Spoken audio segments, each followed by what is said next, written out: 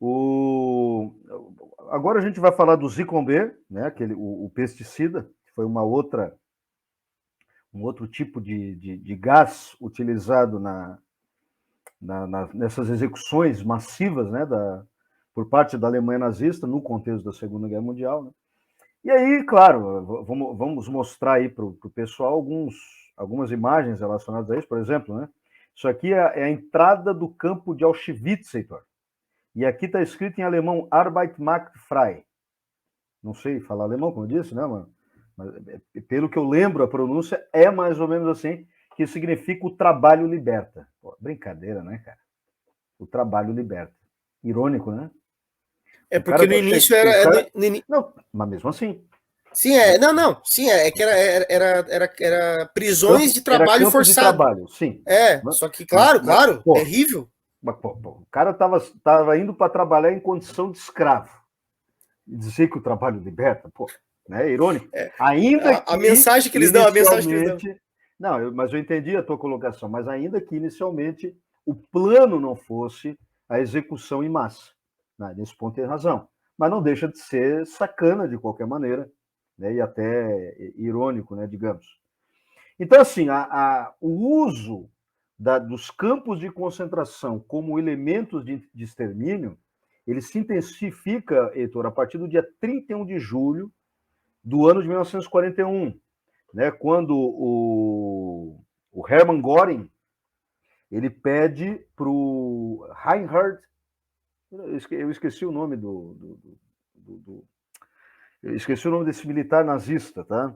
Bom, ele pede uma solução, o que ele chamava, né, de solução final para a causa ou para o caso judeu. Depois ficou conhecido apenas como solução final. Eu acho que é Reinhard Heydrich, uma coisa assim. Agora eu confesso que me fugiu à memória esse nome. Né? E aí esses campos acabaram sendo usados massivamente para execuções. Inclusive, a gente percebe isso em vários filmes. Né? A gente podia ter feito uma seleção maior de filmes aqui, mas citando de maneira mais geral, o filme A Lista de Schindler, que é baseado, né, na vida de Oscar Schindler, que realmente viveu, né, durante esse período. Nós temos O Pianista, na Polônia. Nós temos o filme, talvez o mais infantil, mas nem tanto, a temática não é nada infantil, né? Que é o filme O Menino Pijama Listrado, né? Que vai mostrar essa ação, né, das câmeras de gás. Aqui nós temos, né, o campo de Auschwitz II-Birkenau, e aqui já mostra Prisoners on Way to Gas Chambers, ou seja, prisioneiros indo em direção, né, às câmaras de gás. Só dar uma ampliadinha aqui para enxergar com um pouquinho mais de detalhes. Ô, Né? Michel, o militar lá que tu tava falando era o Heinrich Himmler? Não, não era o Heinrich Himmler. Ah, tá. Não, não, eu não lembro o nome do cara aqui. Reinhard Heydrich. Reinhard Heydrich. Uma coisa assim. Bom, aqui nós temos o campo de Majdanek, tá? que é o outro campo, não é o Auschwitz, nem o Auschwitz II, mas aqui mostra mais ou menos como é que era, né, as câmaras de gás. Ó, né, como é que era a organização da mesma. E aqui os fornos crematórios. Tinha, inclusive... Então, o crematório, né, ou seja, o fato de cremar o corpo, né, daquela quantidade muito grande de pessoas que morria, era uma estratégia que tinha dois objetivos. Primeiro, evitar o enterramento, né, porque as valas já eram muito grandes e não tinha lugar para enterrar. Então, eles acabaram chegando a um ponto de cremar esses corpos. Uma coisa absurdamente horrorosa, né? Horrível, historicamente falando. Né? E também era uma maneira de, digamos, queimar arquivos, né? Evitar evidências que pudessem comprometer, o que não adiantou, né? Porque os campos foram tomados por soviéticos e americanos no final da guerra, mas é uma tentativa de tentar evitar que esses massacres, né, que a gente pode chamar tranquilamente, nesse caso, de genocídios, fossem revelados ao mundo. Mas acabaram sendo depois, como a gente já sabe. Né? E aqui nós temos uma alemã, judia, comunista, soviética, né, comunista que teve treinamento na União Soviética, pré-KGB, né, antes ainda da KGB, mas ela foi uma agente soviética, né, do Comissariado do Povo para Assuntos Internos, a gente já falou disso no episódio anterior, e ela teve um caso, um relacionamento amoroso com Luiz Carlos Prestes, né, do Partido Comunista Brasileiro. Eles tiveram, inclusive, um romance que levou, né, ao nascimento de uma criança, que foi a Anita Leocádia Benário Prestes, né, que está com 83 anos hoje, cara.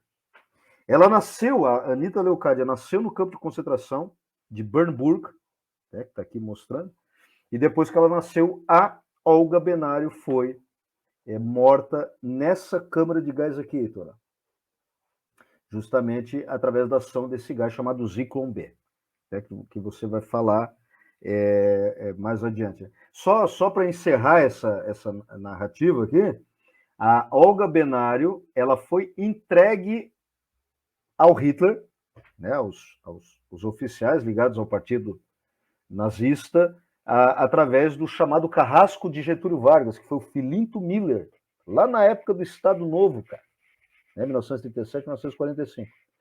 E ela foi entregue e acabou morrendo depois no campo de concentração, e a criança sobreviveu. A Anita Leocádia sobreviveu, e como eu disse, hoje ela tem os seus 83, 84 anos. Tá? O que tens a falar aí a respeito do Zyklon B, querido? Bem, o Zyklon B era um pesticida, né? Ele era utilizado inicialmente para combater pragas em lavouras, mas o Zyklon B, ele é, na verdade, uma variação, mais uma vez, do cianeto. O cianeto, né? Ele é ácido cianídrico, o que nós temos aí na HCN, né? A fórmula molecular seria HCN, hidrogênio, carbono e nitrogênio, vai formar são os átomos que vão formar a molécula dessa substância, ácido cianídrico. E o cianeto, nós já fizemos aqui um programa falando dos venenos da KGB, né? Você pode procurar ali no canal e dar uma olhada nesse programa, muito legal, né? Legal no sentido de interessante, né? E aí, cara, este veneno, o cianeto, cara, ele é tão reativo, mas muito, muito, muito, muito mais reativo que o monóxido de carbono, que ele não só causa alguns efeitos, como no caso do monóxido de carbono, de se ligar a uma hemácia e causar uma asfixia, como ele destrói as células. Ele destrói as células. Então, se ele tiver contato com pele, com os olhos, com as mucosas, ele vai causar queimaduras sérias, né? Mas caso ele seja inalado, ele destrói tudo por dentro, né? Ele vai destruindo, ele vai arrebentando, ele ataca o sistema nervoso, destrói os alvéolos pulmonares. A Pitty, eu nem vou comentar aqui a Pitty velha, não sei se ela tá sendo, eu não sei se ela está sendo irônica ou se ela está falando a verdade. Tá negando o Holocausto. Ela deve estar negando o Holocausto, sei lá. Mas enfim. Calma. Peraí. Não sei se é uma menina, se é uma garota ou um cara. Tá chamando a gente de mentiroso. Tá? Eu não sei se o Pitty velho, vai explicar onde que está a mentira, né? Não sei, não sei se é negacionista do Holocausto. Não pode dizer. Está falando o quê? Que o Zyklon B é usado para matar piolho, evitar o tifo? Eu acho que está só querendo criar confusão. Mas se não for, coloca aí qual é o ponto de divergência, que a gente trata disso, sem problema nenhum, tá? Se não... Não, mas, Michel, nem vamos dar audiência. Vai comer um trem, né, bicho? Encher o saco, vai procurar outra coisa. Mas se quiser, a gente pode educadamente conversar e tratar do assunto correspondente. Pode falar, meu querido. Que a gente tem mais o que fazer do que ficar, né? Mas enfim. Aí o que acontece? Então, o Zyklon B, que não é remédio, ele era um pesticida, e a base dele é cianeto, uma variante que é o ácido cianídrico, na verdade, o HCN. Ele é um dos piores venenos que tem para os animais em geral, para a vida em geral e principalmente para os seres humanos. Então a gente tem aí uma série de vídeos e filmes que demonstram quando a pessoa arrebenta uma cápsula de cianureto ou ácido cianídrico na boca, o que acontece com a pessoa. Só que o ácido cianídrico ele tem um detalhe. Quando ele entra em contato com água, ele vira vapor. Ele vira fumaça.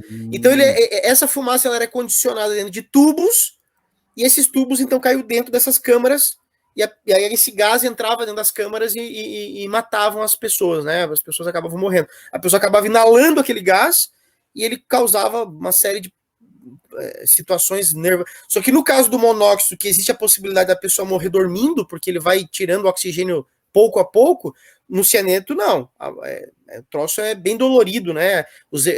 Para quem vive, para quem não morre, as sequelas são terríveis, né?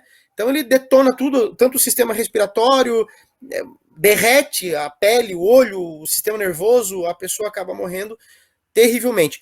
Então, falando do Zyklon B, que é cianeto, que é E qual é o efeito no corpo? Por que mata o Zyklon B? Não sei se você já tinha falado disso e me escapou.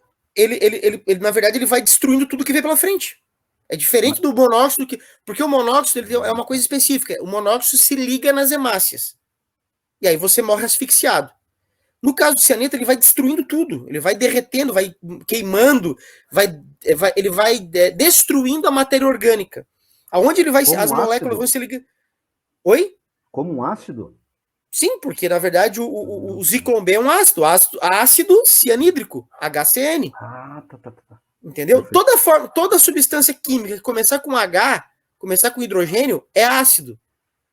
Né? Ácido sulfúrico, H2SO4. Ácido clorídrico, HCl. É porque tem aqueles ácidos que não fazem mal para o organismo, né? Não, tem ácido que tem são ácidos fracos. Por exemplo, o ácido acetil salicílico, que é o AS, a aspirina. É ácido. Mas ele é tão fraco que ele é mais remédio do que vai fazer mal. Agora, tem ácido que é forte. Tem ácido que é muito forte. Né? E no caso do HCN, não é nem o efeito ácido dele, não é o efeito ácido.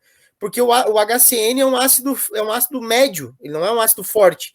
Mas é a interação dele com a matéria orgânica. A interação dele com a matéria orgânica. Ele é tão estável que ele degrada a matéria orgânica. Ele destrói os alvéolos pulmonares, ele ataca o nosso sistema nervoso, ele ataca o nosso sistema digestivo, ele arrebenta com tudo. Então você morre vomitando, dando convulsão, não conseguindo respirar. Acontece uma série de coisas e a pessoa acaba vindo a óbito. Tanto para o ácido cianídrico, para o Zyklon B, quanto para o cianeto. Agora, fechando a minha participação aqui, o cianeto também. O cianeto é a mesma coisa. Só porque eles estão em formatos diferentes. Um está na forma de ácido cianídrico, um é o cianeto, que é um sal, né? E pronto, é isso. Né? Então, esse que é o efeito tanto do Zyklon B quanto do cianeto, né? Tanto do Zyklon B, que é o ácido cianídrico, quanto do Zyklon B. E pensar que isso aí era utilizado como pesticida, né? Que loucura. Que a nossa amiga ali disse que era para matar piolho. Só mais uma informação para a gente encerrar. O Hitler, quando ele cometeu o suicídio em maio de 1945, a versão é que ele deu um tiro na cabeça, né? Deu um tiro aqui, como era a chamada honra militar. Só que tem um detalhe, ele tinha mal de Parkinson, né? Então há uma versão de que ele primeiro engoliu uma cápsula de cianeto e depois deu o tiro. Porque se ele não morresse devido ao tiro, por causa da oscilação da parte do movimento muscular, ele iria morrer por causa do cianeto. Então era uma forma de garantir que ele, no fim das contas, morreria. Né? Depois o corpo dele foi queimado e tal. Inclusive tem umas teorias da conspiração sobre isso e tal. Mas enfim, isso aí também é assunto que a gente pode falar em outro momento.